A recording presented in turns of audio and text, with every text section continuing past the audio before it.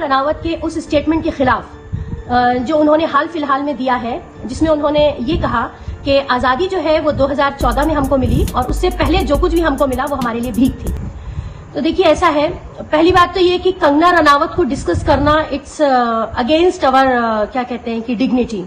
मैं नहीं समझती कि वो इस लेवल की खातून है या उनका कोई भी ऐसा अचीवमेंट या कंट्रीब्यूशन है कि ऐसे किसी इंसान को हम डिस्कस करें। हम यहाँ पे जो डिस्कस करेंगे वो है एक बहुत जहरीली आइडियोलॉजी।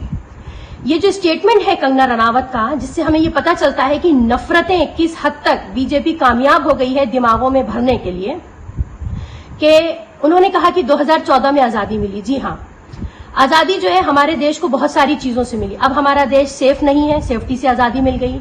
अब हमारे देश में किसान, गरीब, अनएम्प्लॉयमेंट की अगर हम बात करें, हमारा यूथ, वायलेंस, हिंदू मुस्लिम डिसयूनिटी, ये सारी चीजें हैं जो अब हमारी कंट्री में आ गई हैं और इससे पहले तक ये हमको नहीं मिली थी। तो ये सारे कॉन्ट्रीब्यूशंस हैं बीजेपी के और आरएसएस आइडियोलॉजी के। हम कंडम करते हैं कंगना के इस स्टेटमेंट को और हमारी डिमांड है गवर्नमेंट से कि इस स्टेटमेंट के खिलाफ उन पे सेडिशन चार्जेस लगाकर उनको जो भी पद्मा अवार्ड दिया गया है, पद्मश्री अवार्ड दिया गया है, वो उनसे वापस लिया जाए। ये हमारी बहुत सख्त एक डिमांड है गवर्नमेंट से और इसके खिलाफ अगर जरूरत पड़ी तो हम इन फ्यूचर एहतजाज भी करेंगे।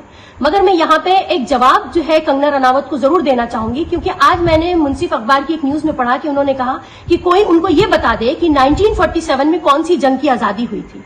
तो मैं उनको बताना चाहूंगी कि मुझे उन पे पिटी फील हो रहा है कि शायद वो कभी स्कूल नहीं गई या शायद उन्होंने जो है कभी किताबों को नहीं खोला, वो नहीं जानती हैं, या वो बहुत ही इलिटरेट बैकग्राउंड से ताल्लुक रखती हैं कि आजादी की जो लड़ाई थी वो 100 साल से ज्यादा चली थी।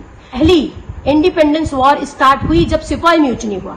ये तो वो है जो हम बुक्स में पढ़ते हैं, लेकिन मैं आपको बताऊं कि आजादी की सबसे पहली लड़ाई सिराजुद्दौला ने, जब वो नवाब थे बंगाल की, जब शुरू करी थी। प्लासे बैटल में सिराजुद्दौला को ब्रिटिशर्स ने हरा दिया था और उनकी जगह पे उनके जो है एक गवर्नर को कुर्सी पे बिठा दिया गया था। तो ये लड़ाई जो है वो कुछ 1757 और 1756 से शुरू हुई थी।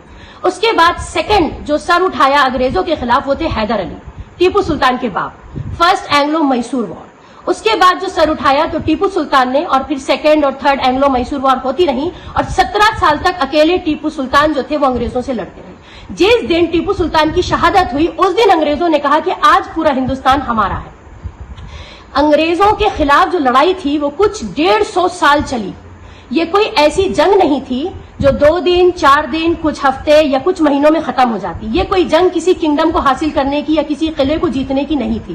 तो कंगना रनावत जैसी जाहिल औरत को मैं ये बताना चाहूंगी कि आजादी हमें ना आसानी से मिली और ना आजादी हमें किसी एक जंग लड़ने से मिली, बल्कि ये एक कंटिन्यूअस स्ट्रगल था। ये एक नेशनलिस्ट मूवमेंट थी जो कुछ 100 साल से ज्यादा लगातार चली, जिसमें न जाने कितने लाखों लोगों ने, जिसमें कि तो मुसलमान, हिंदू, सिख, पारसी, ये सारे ही वो कौमें हैं जिन्होंने बेपनाह का, जिसे कहते हैं कि सैक्रिफाइस दिया, फांसियों पे लटका दिए गए और कि इतनी कुर्बानियों के बाद और 100 साल से ज्यादा लड़ने के बाद हमें जाके आजादी मिली। तो 1947 में जंग नहीं हुई थी, 1947 में हमें रिजल्ट मिला था उस जंग का जो हमने 100 साल तक लड़ी और जिसमें हमने कुर्बानियां दी। देखिए अभी कंगना रनावत जैसे सी ग्रेड लोग या एक मार्केट वुमेन है, दैट्स इट, वो एक एंटरटेनर है, इसके अलावा उनकी कोई अचीवमेंट्स या कॉन्ट्रीब्यूशंस नहीं है।